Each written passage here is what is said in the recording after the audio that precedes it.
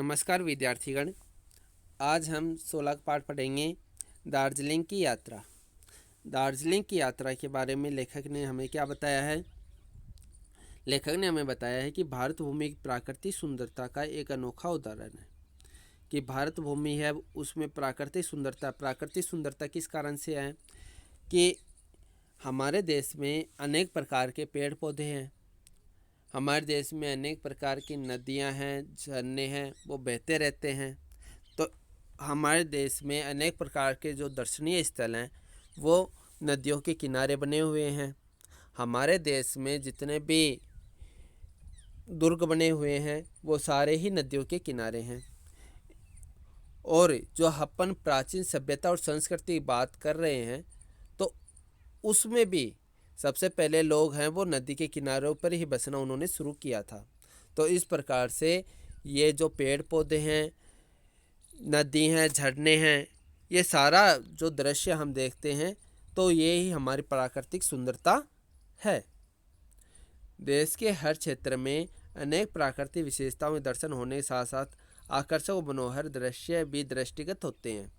कि इसमें बताया गया है कि प्राकृतिक दृश्य तो हैं ही, प्राकृतिक विशेषताएं तो हैं ही। जैसे अभी बताया गया है कि पेड़ पौधे हैं, नदी हैं, झरने हैं, तो ये सारे हमारे प्राकृतिक विशेषताओं के उदाहरण हैं। लेकिन इनके साथ साथ में आकर्षक और मनोहर दृश्य भी हमें देखने को मिलते हैं। जैसे मैंने बताया है कि हम जो भी नदी हैं उसके किनारे पर हमें दर्शनीय स्थल यानी मंदिर हैं वो देखने को मिलते हैं, है ना। जो दुर्ग हैं वो भी देखने को मिलते हैं। तो ये मनोहर दृश्य हैं और आकर्षक दृश्य भी हैं, है ना। जैसे हम ताजमहल की बात करते हैं तो ताजमहल है तो वो भी यमुना नदी के किनारे बना हुआ है। तो ये ऐसे दृश्य हैं जो व्यक्ति को अपनी ओर आकर्षित करते हैं। प्रस्तुत पाठ में ऐसे सुंदर दृश्यों को हमारे सामने प्रस्तुत करते हुए लेखक ने अपनी दार्जिलिंग की यात्रा का बड़ा ही रोचक वर्णन किया है। तो लेखक ने यहाँ पर दार्जिलिंग की यात्रा का वर्णन किया, उसके बारे में हम पढ़ते हैं कि दार्जिलिंग की यात्रा के बारे में लेखक ने क्या बताया है। गर्मियों में जबकि देश के अधिकांश मैदानी भाग तेज लू के थप्पड़ों से झुलस रहे होते हैं, कुछ पहाड़ी नगर इतने ठंडे और सुहावने होते हैं कि बिना स्वेटर के वहाँ रहना मुश्किल हो जाता है। कि मैदानी भाग हैं वो तेज लू चलती हैं। लू किसको कहते हैं? गर्मियों के समय में जो गर्म हवा चलती है उसको लू कहा जाता है। गर्मी होती है और गर्मियों में समय में जो तेज हवा चलती है, जो गर्म हवा होती है ना, जो गर्म हवा होती है ना, गर्मियों में तो गर्म हवा ही चलेगी, तो उसको ही क्या कहते हैं? लू कहते हैं। तो उस समय में कुछ स्थान ऐसे भी हैं जहाँ पर बिना स्वेटर के रहना भी मुश्किल हो जाता है। एक तरफ तो लू चलती हैं तो दूसरी तरफ कई स्थान ऐसे हैं कि वहाँ पर बिना स्वेटर के हम रह ही नहीं सकते। तो हमारे देश का जो परिदृश्य है, जो वातावरण है, वो इस प्रकार का है कि कहीं पर लू चलती हैं तो कहीं पर ठंड भी पड़ती है। ऐसा ही एक प्रसिद्ध पहाड़ी नगर हिल स्टेशन दार्जिलिंग है। दार्जिलिंग का हिल स्टेशन ऐसा ही एक क्षेत्र है जहाँ पर ठंड पड़ती है। और ये कहाँ पर है? पश्चिम बंगाल में। कहाँ पर है? पश्चिम बंगाल में है। तो ऐसा ही एक क्षेत्र अपने को यहाँ पर देखने को मिलेगा जो लू के समय में जहाँ पर स्वेटर पहनी जाती है। वो नगर कौन सा है? हिल स्टेशन है जो दार्जिलिंग है। और दार्जिलिंग कहाँ पर है? पश्चिम बंगाल में है। इसमें बताया गया है कि न्यू जलपाईगुड़ी से छोटी लाइन सिलीगुड़ी होकर दार्जिलिंग जाती है। अब हमें दार्जिलिंग जाना है। कहाँ जाना है? दार्जिलिंग जाना है। तो कैसे जाएंगे? न्यू जलपाईगुड़ी से छोटी लाइन है वो सिलीगुड़ी होकर दार्जिलिंग जाती है। और सिलीगुड़ी से दार्जिलिंग की दूरी रेलवे मार्ग से 100 किलोमीटर है। अब अपने को सिलीगुड़ी से दार्जिलिंग जाना है तो सिलीगुड़ी से अपने को दार्जिलिंग जाना है तो किस रेल के माध्यम से जाएंगे? और रेल के माध्यम से जाएंगे तो कितनी दूरी है? 100 किलोमीटर की दूरी है। रास्ता कैसा है? रास्ता पहाड़ी है, यानी रास्ता पहाड़ के ऊपर से जाता है। रास्ता पहाड़ के ऊपर से जाता है, इसलिए बताया रास्ता पहाड़ी है। और बीच बीच के स्टेशनों में, और बीच में स्टेशन बताएंगे ना, हम सिलीगुड़ी से दार्जिलिंग जा रहे हैं, सिलीगुड़ी से दार्जिलिंग जा रहे हैं तो बीच में और भी स्टेशन आएंगे। कौन कौन से स्टेशन आएंगे? रंगटंग, कुर्सियोंग, सोनादे, ये स्टेशन बीच में आएंगे। इनके अलावा और भी, आदि का मतलब क्या है? और भी स्टेशन है। ये तो महत्वपूर्ण स्टेशन आते हैं तो उनके नाम दिए गए हैं, रंगटंग, कुर्सियोंग और सोनादे। इसके बीच में कुछ कुछ छोटे छोटे स्टेशन आते हैं, उसके बारे में बताया कि यहाँ पर और भी स्टेशन आते हैं। तो लेकिन ये जो 3 नाम बताए ये महत्वपूर्ण स्टेशन है, रंगटंग, कुर्सियोंग और सोनादे। इस मार्ग पर चलने वाली गाड़ियों की रफ्तार बहुत धीमी रहती है। क्यों रहती है धीमी? क्योंकि पहाड़ी रास्ता हो गया ना, पहाड़ी रास्ता हो गया, यानी रेलगाड़ी कहाँ से जाती है? पहाड़ी रास्ते होकर जाती है, पहाड़ के ऊपर से होकर जाती है। तो तेज़ गति से चलाएंगे तो दुर्घटनाग्रस्त हो जाएगी। तो ऐसे में गाड़ियों की रफ्तार है वो बहुत ही धीमी हो रहती है। इतनी धीमी कि पहाड़ी बच्चे चलती गाड़ी में आसानी से चढ़ उतर जाते हैं। कितनी धीमी? कि इतनी धीमी गति से कि बच्चे भी चलती गाड़ी में है ना, आसानी से चढ़ भी जाते हैं और उतर भी जाते हैं। दार्जिलिंग पहुंचने में से 11-12 घंटे लग जाते हैं। अब अपने को दार्जिलिंग जाना है, दार्जिलिंग जाना है तो कितना समय लगेगा? 11-12 घंटे तो लग ही जाएंगे। यह गाड़ी पहली बार 1879 में चलनी शुरू हुई थी। कब? 1879 ईस्वी में। भाप के इंजन से चलने वाली इस गाड़ी के ऊपर दार्जिलिंग जाते समय 3 डिब्बे और लौटते समय प्राय 4 डिब्बे होते हैं। 1879 ईस्वी में ये गाड़ी चलना प्रारंभ हुई थी, और ये जो गाड़ी चली थी ये भाप के इंजन से चली थी। कि कौन सी इंजन से? भाप के इंजन से। और दार्जिलिंग जाते समय इस गाड़ी में कितने डिब्बे होते थे? 3 डिब्बे होते थे। और वापस आते समय इसमें कितने डिब्बे होते थे? वापस आते समय इसमें 4 डिब्बे होते थे। और प्रत्येक डिब्बे में लगभग 14 यात्री बैठ सकते थे। प्रत्येक डिब्बे में कितने यात्री बैठ सकते थे? 14 यात्री प्रत्येक डिब्बे में बैठ सकते थे। तो इसमें क्या बताया गया है? इसमें बताया गया है कि दार्जिलिंग पहुंचने में 11-12 घंटे तो लग जाएंगे। और सबसे पहले जो गाड़ी चलना शुरू हुई थी वो 1879 ईस्वी में चली थी, जो भाप के इंजन से चलाई गई थी। इसमें जाते समय तो 3 डिब्बे होते थे और वापस आते समय इसमें 4 डिब्बे होते थे। तो इस रेलगाड़ी में एक डिब्बे में 14 यात्री सवारी करते थे, है ना। अब 14 यात्री को सुनकर के आप क्या कहोगे? तुम कहोगे कि यदि कोई भी गाड़ी है, यह भी कोई गाड़ी है, कि 14 ऐसी कौन सी गाड़ी होगी जिसमें केवल एक डिब्बे में 14 यात्री बैठ सकते हैं? ये कोई गाड़ी थोड़ी नहीं, कितनी छोटी गाड़ी है, कितनी धीमी चलने वाली, कि इतनी धीरे चल रही है कि कोई बच्चा है चलती ट्रेन में चढ़ भी सकता है, उतर भी सकता है। कितनी धीमी चल रही है, बिल्कुल बच्चा गाड़ी की तरह है। तो इसको कौन सा नाम दे दोगे आप? बच्चा गाड़ी का नाम। इंजन के अगले हिस्से पर एक कर्मचारी बैठा रहता है।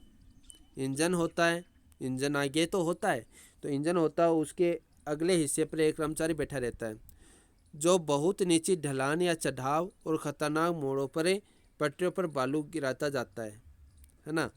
तो जहाँ पर ढलान आती हैं या चढ़ाव आता है या ख़तरनाक मोड़ आती हैं, वहाँ पर वो क्या करता है?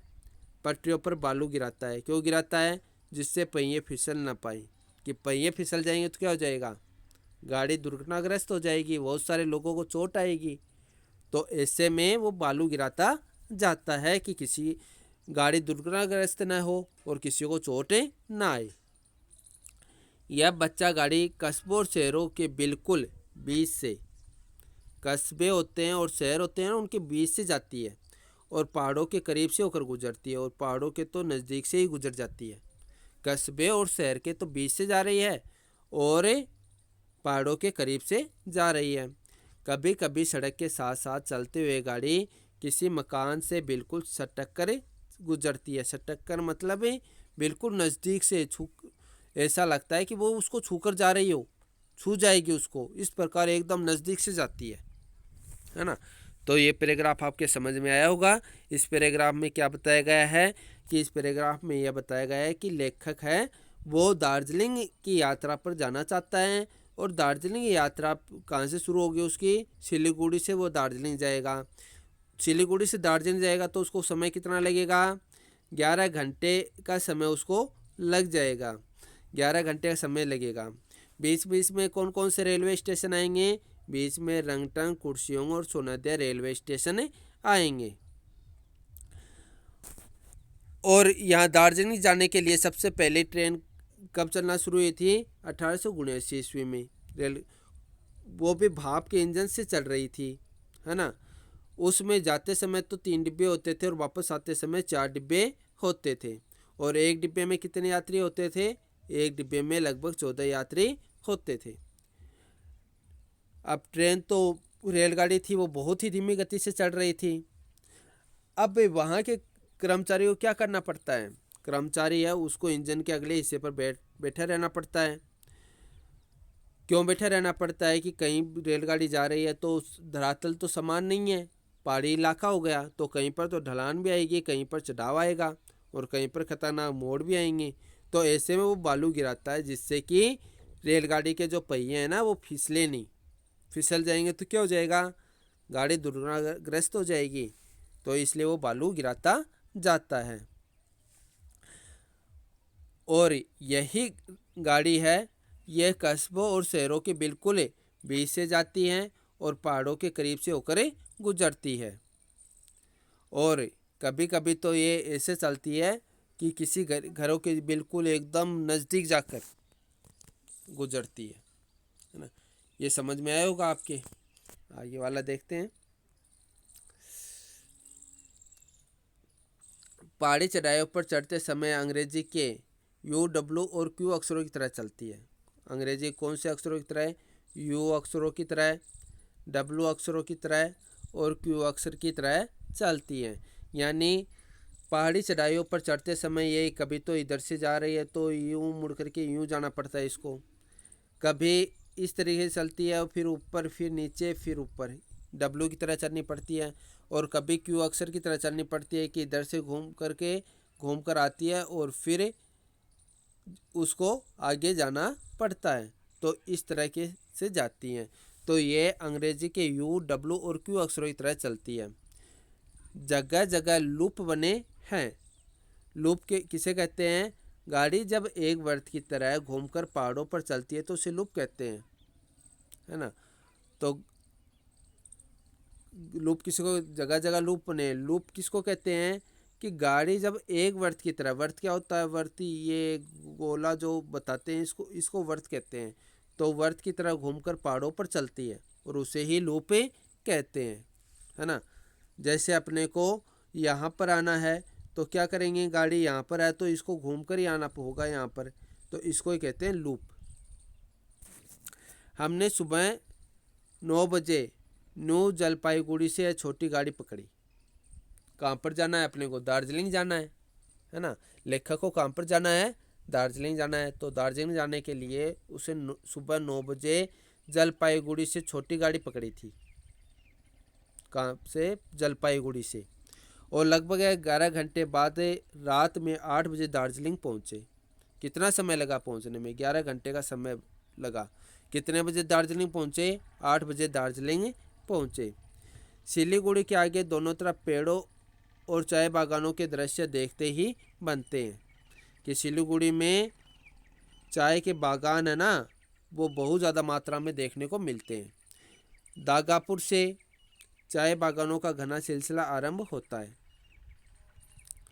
दागापुर एक क्षेत्र है जहाँ से चाय बागान देखने को मिलते हैं और पूरे रास्ते में इन बागानों की सुंदरता देखकर हम खुशी से फूले नहीं समाते। खुशी से फूला नहीं समाना, खुशी से फूला नहीं समाना ये एक मुहावरा है। खुशी से फूला नहीं समाना, इस मुहावरे का अर्थ होता है बहुत खुश होना। खुशी से फूला नहीं समाना मुहावरे का अर्थ होता है बहुत खुश होना। तो इसमें क्या बताया गया है, इसमें बताया गया है कि सुबह 9 बजे लेखक है जलपाईगुड़ी से दार्जिलिंग जाने के लिए गाड़ी पकड़ी और यह गाड़ी 11 घंटे बाद रात को 8 बजे दार्जिलिंग पहुंची। और जब इस सवारी कर रहे थे उस समय दोनों तरफ पेड़ उनको दिखाई दिए और चाय के बागान हैं वो उनको दिखाई दे रहे थे। और जो चाय के बागान है वो दागापुर जो क्षेत्र है ना वहाँ से दिखाई देने शुरू हो गए थे। और इन बागानों की सुंदरता देखकर लेखक बहुत खुश हुए, यानी वो चाय के बागान बहुत ही सुंदर लग रहे थे। ये चाय बागान इस क्षेत्र की प्रमुख फसल है। दार्जिलिंग क्षेत्र की जो प्रमुख फसल है वो कौन सी है? चाय। दार्जिलिंग चाय तो संसार भर में प्रसिद्ध है। संसार भर में कौन सी चाय प्रसिद्ध है? दार्जिलिंग की चाय। इस समय भारत में करीब 700 चाय कंपनियां हैं। कितनी चाय कंपनियां भारत में? 700 चाय कंपनियां, जिनमें उत्पन्न होने वाली विभिन्न किस्मों की चाय अलग अलग दामों में बिकती है। अलग अलग किस्म की चाय होती हैं, है ना। कोई इलायची चाय होती है, कोई रेड लेबल होती है ना, कोई टाटा टी होती है, कोई ताज़ा चाय होती है। तो इस प्रकार से बहुत सारी चाय होती हैं और उन्हीं के नामों के अंतर्गत उनकी अलग अलग क्वालिटी होती है और अलग अलग क्वालिटी के अंतर्गत उनके अलग अलग दाम भी होते हैं। तो अलग अलग तो चाय अलग अलग हुई ना, तो विभिन्न किस्मों की चाय हो गई, तो उनके अलग अलग दामों में वो बिकती हैं। पहाड़ी ढलानों पर सीढ़ियों वाले खेतों में चाय की खेती होती है। यानी पहाड़ी इलाकों में ना सीढ़ी नुमा खेत बना दिए जाते हैं। सीढ़ियों वाले खेत यानी पहाड़ी इलाकों में सीढ़ी नुमा खेत बना दिए जाते हैं। और वहाँ पर वो ढलान तो होती है, पहाड़ों पर ढलान तो होती है, वहाँ पर सीढ़ी नुमा खेत बनाते हैं और वहाँ पर ही चाय की खेती की जाती है। चाय की पत्तियाँ चुने जाने की सुविधा के लिए चाय के पौधों को 1.5 मीटर से अधिक नहीं बढ़ने दिया जाता। यानी जब कोई पौधा है वो 1.5 मीटर से अधिक बढ़ रहा है ना, तो ऊपर से उसकी पत्तियाँ चूंट ली जाती हैं, है ना। उसको 1.5 मीटर से अधिक बढ़ने नहीं दिया जाता। 8-10 दिनों के अंतर पर पत्तियों को तोड़ लिया जाता है। यानी पत्तियों तोड़ने में जो 8 या 10 दिन का अंतर होता है ना, उसी अंतर के दौरान उनको पत्तियों को तोड़ लिया जाता है। चाय की कच्ची पत्तियों से लेकर पेय तैयार करने तक जितनी विधियां पूरी की जाती हैं, हमने उन्हें दार्जिलिंग के चाय बागानों में देखा। तो चाय की पत्तियां तो होती हैं, तो चाय की कच्ची पत्तियों को तो तोड़ लिया जाता है, लेकिन उसको पेय तो तैयार करना होता है ना भाई। पैकिंग करके फिर बाज़ारों में भी बेचा जाता है। लोग चाय बनाते हैं तो वो सीधा थोड़े ही बेच देते हैं, उसका पेय तैयार करते हैं। चाय की पत्ती को तोड़ते हैं, कच्ची चाय की पत्तियों को तोड़ा जाता है, फिर उसका पेय बना जाता है और फिर उसको बाज़ार में बेचा जाता है ना। तो उसका पेय तैयार करते हैं। तो उसके लिए जितनी विधियाँ होती हैं ना, यानी उन पत्तियों को साफ़ किया जाता है और चाय को किस प्रकार से निकाला जाता है, किस प्रकार से उसको पैक किया जाता है, तो वो सारी जो विधियाँ हैं वो लेखक ने वहाँ पर देखी थी। हमने उन्हें दार्जिलिंग के चाय बागानों में देखा। कहाँ पर देखा उन्होंने? दार्जिलिंग के चाय बागानों में देखा था किस प्रकार से चाय की खेती की जाती है और किस प्रकार से इसको फिर बाज़ार में भेजा जाता है। चाय की पत्तियाँ चुनने का काम स्त्रियाँ ही करती हैं। चाय की पत्तियाँ चुनने का काम कौन करते हैं? स्त्रियाँ ही करती हैं। कुर्सियों स्टेशन के आगे ठंडक महसूस होने लगती है। कुर्सियों स्टेशन है ना, दार्जिलिंग जा रहे हैं तो वहाँ पर एक कुर्सियों स्टेशन उससे पहले आएगा, वहाँ पर ठंडक महसूस होने लगती है। और घूम भी एक स्थान का नाम है। घूम का तात्पर्य यहाँ पर घूमने से नहीं है, ये एक स्थान है। घूम पहुँचते पहुँचते अच्छी खासी ठंड पड़ने लगती है। घूम स्टेशन विश्व में सबसे अधिक ऊंचाई पर स्थित है। विश्व में सबसे अधिक ऊंचाई पर कौन सा स्टेशन है? विश्व में सबसे अधिक ऊंचाई पर कौन सा स्टेशन है? तो वह है घूम स्टेशन। घूम स्टेशन की ऊंचाई कितनी है? 2250 मीटर। घूम स्टेशन की ऊंचाई है वो 2250 मीटर है। इससे लगभग 210 मीटर नीचे दार्जिलिंग है। घूम स्टेशन के लगभग 210 मीटर नीचे कौन सा है? दार्जिलिंग। दार्जिलिंग के पहले एक खूबसूरत लूप है बातिशिया। ये लूप है। छुक छुक छुक छुक करती हुई गाड़ी दार्जिलिंग स्टेशन की ऊंचाई कौन सी है? 2043 मीटर। दार्जिलिंग स्टेशन की ऊंचाई कितनी है? 2043 मीटर पर। तो इसकी ऊंचाई ध्यान में रखना है, दार्जिलिंग स्टेशन की ऊंचाई 2043। और सबसे ऊंचाई वाला स्टेशन होम स्टेशन, जिसकी ऊंचाई है 2250 मीटर। तो दार्जिलिंग स्टेशन पर आ खड़ी होती है, यही रेलवे लाइन भी समाप्त हो जाती है। रेलवे लाइन कहाँ पर समाप्त होती है? दार्जिलिंग पर आने के बाद, जब रेल है दार्जिलिंग आ जाती है, उसके बाद में रेल लाइन समाप्त हो जाती है। दार्जिलिंग शहर की औसत ऊंचाई कितनी है? 2176 मीटर है।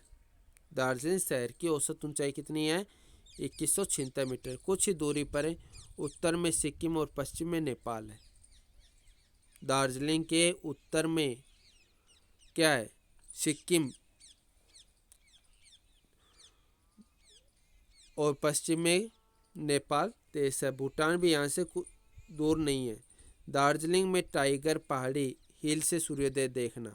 एक यहाँ पर टाइगर पहाड़ी का नाम है। टाइगर से यहाँ पर चित्ते से तात्पर्य नहीं है, यहाँ पर टाइगर पहाड़ी का नाम है। तो टाइगर पहाड़ी है ना, वहाँ से सूर्योदय देखा जा सकता है। दार्जिलिंग में टाइगर पहाड़ी से सूर्योदय देखा जा सकता है। किस प्रकार हो रहा है? कंचनजंगा का दृश्य देखा जा सकता है। बच्चा रेलगाड़ी, चाय बागान और पुरानी नगरपालिका विशेष प्रसिद्ध है।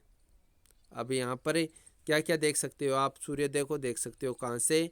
टाइगर पहाड़ी से सूर्योदय देखा जा सकता है। कंचनजंगा का दृश्य देखा जा सकता है। बच्चा रेलगाड़ी के तो बारे में अपने बात कर ली, चाय बागान के बारे में अपने बात कर ली, है ना। और पुरानी नगरपालिका है, वो किस प्रकार नगरपालिका है, तो वो यहाँ पर प्रसिद्ध है, यानी देखने लायक है। देखने लायक जो चीज़ें हैं ना, वो क्या हैं? एक तो चाय बागान, किस प्रकार से चाय की खेती की जाती है, किस प्रकार चाय को तोड़ा जाता है। पुरानी नगरपालिका, किस प्रकार की यहाँ की नगरपालिका थी, वो देखना।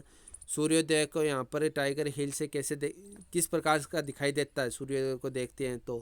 कंचनजंगा का दृश्य है। और बच्चा रेलगाड़ी कितनी धीरे चलती है, कैसे चलती है, पहाड़ी पर से होकर कैसे गुजरती है, तो ये सारा दृश्य यहाँ पर देखा जा सकता है। तो इसमें हमने क्या पढ़ा था? इसमें पढ़ा था कि रेलगाड़ी है, जब वो पहाड़ी चढ़ाई करती है तो वो U, W और Q की आकृति बनाती है। और उसमें जगह जगह पर लूप बने होते हैं। लूप कहते हैं वर्त की तरह पहाड़ों पर चलती है, उसे लूप कहते हैं। वर्त मैंने बताया था, इस प्रकार की आकृति होती है, वर्त की गोल आकृति होती है ना। उसके बाद में बताया गया था कि लेखक ने सुबह 9 बजे जलपाईगुड़ी से छोटी गाड़ी पकड़ी। और दार्जिलिंग पहुंचने में हमने पहले से पढ़ा था कि 11 घंटे लगते हैं, है ना, 11-12 घंटे लग जाते हैं। तो लेखक को भी दार्जिलिंग पहुंचने में 11 घंटे का समय लग गया, और वो रात को 8 बजे दार्जिलिंग पहुंचे थे। सिलीगुड़ी के आगे दोनों तरफ उन्होंने देखा तो पेड़ भी आ रहे थे, चाय के बागान बहुत ज़्यादा देखने को मिल रहे थे। तो इन सब बागानों को देखकर लेखक है वो खुशी से फूले नहीं समाये, यानी बहुत खुशी हो गए। दार्जिलिंग में चाय बागान है वो वहाँ पर प्रमुख फसल है। और दार्जिलिंग चाय तो संसार भर में भी प्रसिद्ध है। भारत में चाय कंपनियां कितनी हैं? 700 चाय कंपनियां हैं, और जिनमें उत्पन्न होने वाली विभिन्न किस्मों की चाय अलग अलग दामों में बिकती हैं।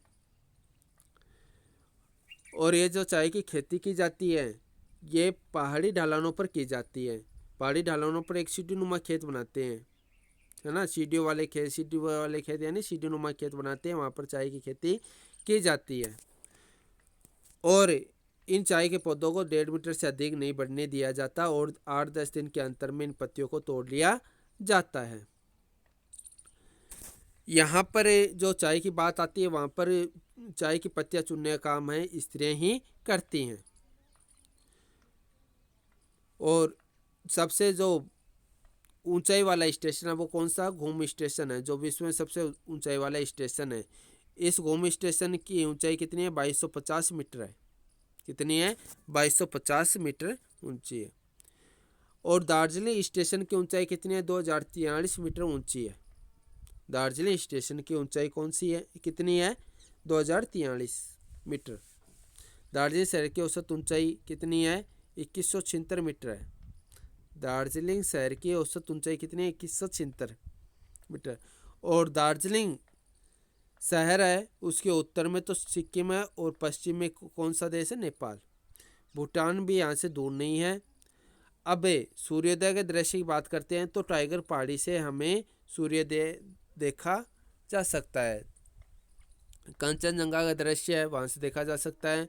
दार्जिलिंग में बच्चा रेलगाड़ी भी देखी जा सकती है। यानी बच्चा रेलगाड़ी क्यों बताया उसको, क्योंकि वो बहुत ही धीमी गति से चलती है कि कोई बच्चा चलती ट्रेन में आसानी से चढ़ भी सकता है और उतर भी सकता है, इसलिए उसको बच्चा रेलगाड़ी बताया।